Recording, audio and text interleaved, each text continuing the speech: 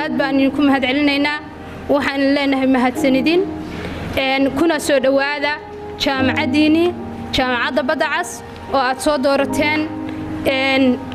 oo inii haysa waxbarasho tayo leh idinku soo dhaweynaysa inaad noqotaan